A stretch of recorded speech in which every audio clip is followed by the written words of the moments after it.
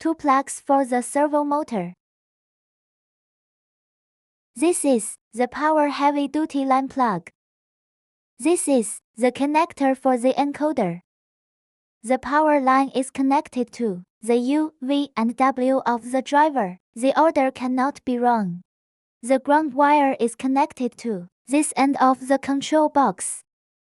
This port is connected to the effective ground. There is a small battery here, which records the absolute position of the servo motor. This plug can be plugged in or out by pinching the buttons on both sides. Pay attention to the direction of the socket. This is the automatic resistor connected to the P terminal and the C terminal.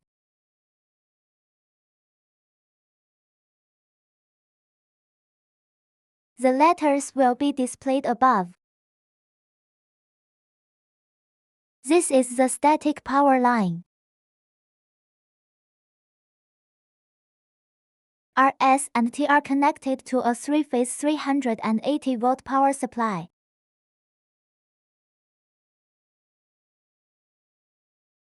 This network cable of the PLC controller is inserted into the port of the control cabinet.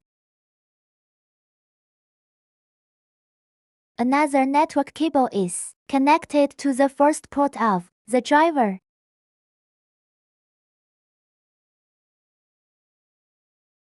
This circuit is used to power the PLC controller 24 volts and 0 volts.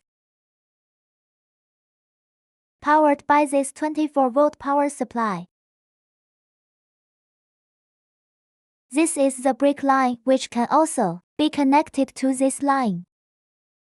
The motor remains in the brake state.